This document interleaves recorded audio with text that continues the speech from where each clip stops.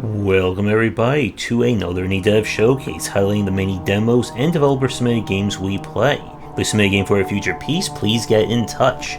We are starting off with Moons of Ardan. This is a strategy kind of colony sim in a similar vein to that of the Anno games. Please note the footage you're seeing is taken from a demo. This was played last year before the game went on early access and may not represent the current version of the game. So our mission is to build a civilization up after landing on a new and unexplored planet. And we're going to do that through the power of logistics. We're going to be building homes and resource gatherers and refiners to produce the necessary goods and items we need to upgrade our characters or upgrade our homes, which will let us do more, and the cycle of logistics continues. From the demo that I played, I was hoping for, a little bit more in terms of variability, in terms of having different ways or different avenues to growing the various goods we need or getting secondary goods. From this one, it is a very linear chain. You must always get the very basic goods to get the slightly more advanced, to then get the more advanced, rinse and repeat.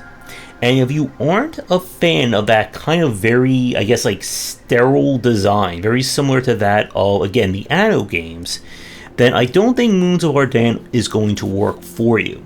But it seemed like there were some good ideas here. Eventually you can go to different moons, and of course, I'm sure, move logistics and goods from one planet or one moon to the next. But definitely one that I'm interested in playing more of when it gets further or when it gets done its early access. And if you are a logistics fan, I would say at least keep an eye out for it. Now we go from constructing civilizations to tearing them down.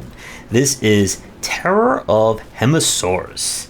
This is a game that is very inspired by Rampage, where in order to save the planet Earth, we are going to have to get rid of those annoying humans. And what better way of doing that than with a monster who can butt stomp, break buildings, and of course devour anything along the way. If you're hoping for Dark Souls level of combat and RPG level of storytelling, you're not really going to find that here.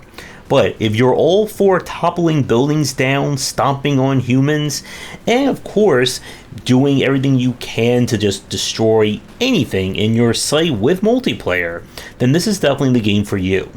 From the demo that we played, it feels really nice to play. I like how you can just destroy buildings piece by piece and then watch things blow up all over the place.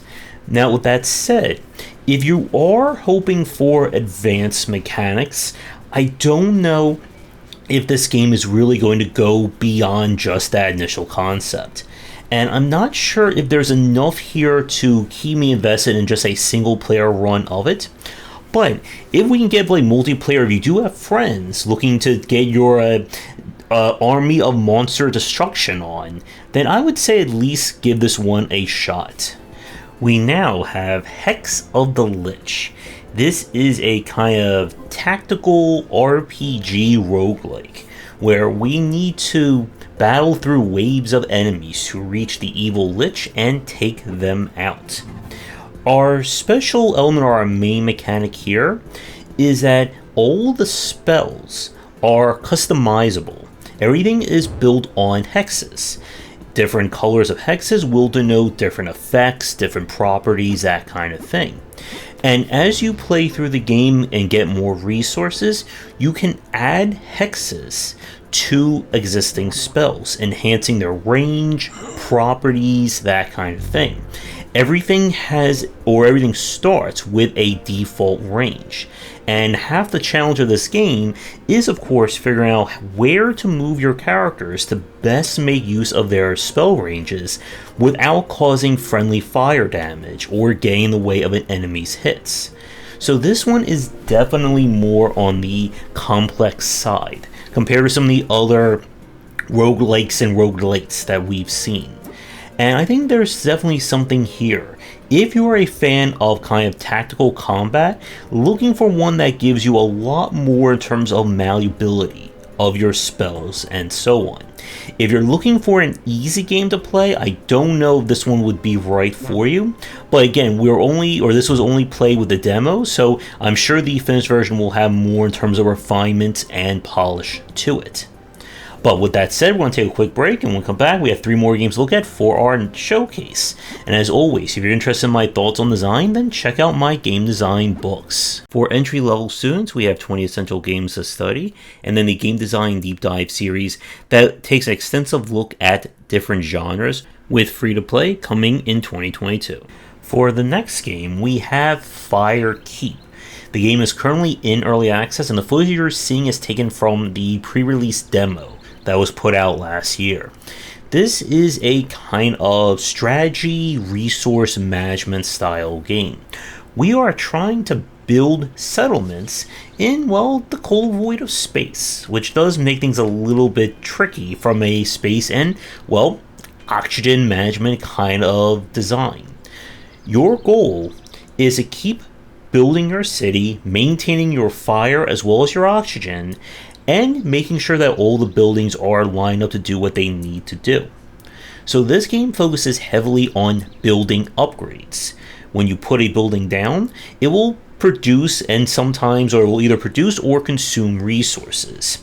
Buildings will interact with whatever is next to each other based on their hexes.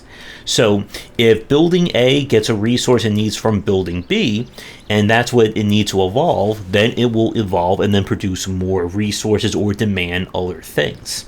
So you're kind of in this cycle of building, upgrading, needing more resources to continue upgrading, and the building tracks you want to focus on are going to be dependent upon the space and the natural resources in the area. And it's a very clever concept.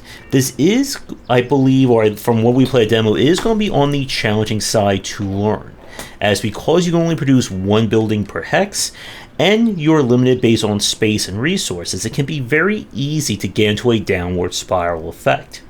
Now, I don't know how the game has changed since it went on to early access, but I enjoyed this one. I think it's a very interesting concept. And if you are looking for kind of a later city construction, city management kind of game, then definitely check this one out.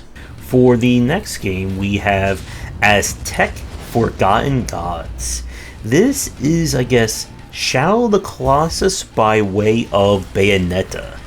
You play as a woman here who has been charged to defeat these giant creatures that are trying to destroy her home.